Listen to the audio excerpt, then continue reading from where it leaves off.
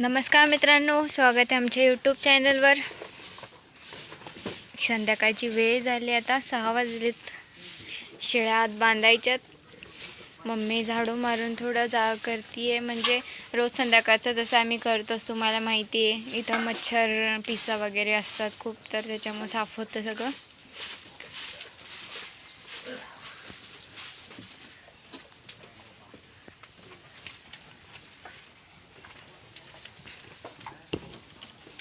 करडांना गवत टाकलं होतं खायला। करडं पण आता बरीच मोठी झाली, बघा बघा कसं हिला वाटतंय बाहेर काढल।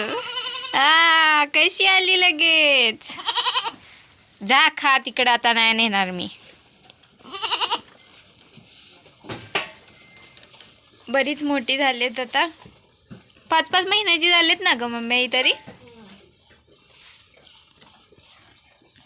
आणि तुम्ही विचारताय की चंद्रकोरवाला बोकडा कितीला विकला, तर म्हणजे चंद्रकोरवाली पिल्ले, बोकडा नाही म्हणजे पिल्ले कितीला विकली, तर आम्ही काय सांगितलं होतं, आमची जी ही पाट आहे ना, हिला चंद्रकोर सारखंच पिल्ले येतात, पण तिची 2च येतं झालेत आत्तापर्यंत।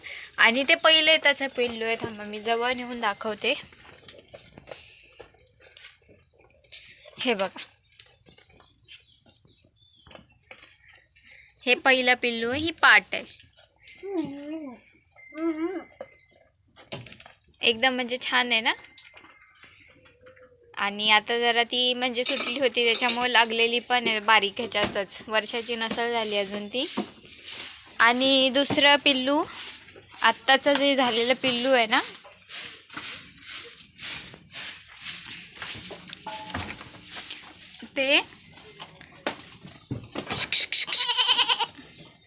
ते बघा, ते वालं पण त्याच्या असं चंद्रकोर सारखं तर आहे, पण ते पूर्ण जॉईंट फेसलाच आहे।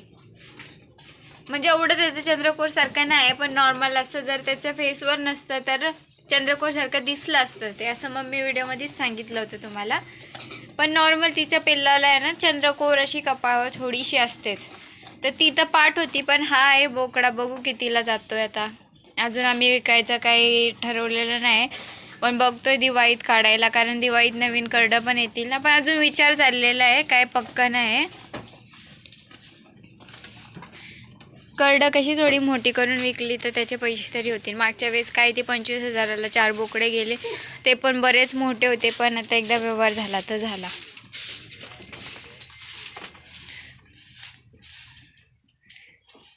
आमची मम्मी रोज सकाळ संध्याकाळ सगळं साफ करून जाळून वगैरे संध्याकाळचं टाकते, जेणेकरून हे कसं आहे, घाण पडून राहिली तर विचूकाटा होण्याचं हे, आणि त्यातमध्ये साप वगैरे पण फिरत राहतात तिथं सारखे, त्याच्यामुळे सारखं साफ वगैरे करून टाकते।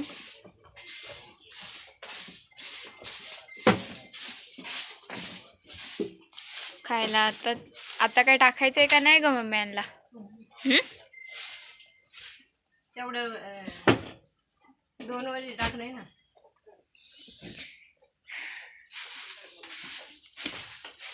आता मम्मी एकटीच सगळं करते, तर बरं नाही वाटत। कडबा पण आता थोडासाच राहिलेला आहे, अजून आम्हाला याच्यात पावसाळ्याचे दिवस पूर्ण काढायचे एवढ्याशा कडब्यामध्ये। तो पण सारखं पावसाने भिजतोय, सारखं शेळ्या नाचतायत सुटल्यावर, त्याच्यावर बराच खराब झाला आहे ह्यावेळेस। अरेंजमेंट चांगली नाही झालेली ह्यावेळेस, थोडं आम्ही इकडं चांगलं करण्याचा प्रयत्न केला, पण हे थोडं व्यवस्थित ठेवलं असतं तर भिजलं वगैरे नसतं।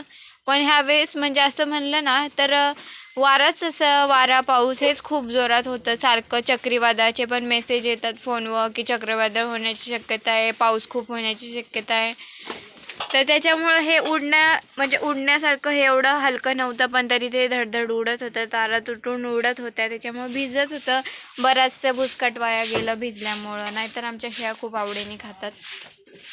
बरंच असं वाया गेलं आहे, पण ठीक आहे। मग त्याच्यामुळे आता जरा गवत आणावं लागतं तिकडच्या वावराचं, बांधावरचं, पडकातून थोडंफार। तर जाते मी पण सोबत, तुम्ही बोलता ना तू पण काम करत जा, मी पण जाते, ओझं घेऊन येते डोक्यावर तिच्यासाठी। आता काय मम्मीसाठी करावं लागतं।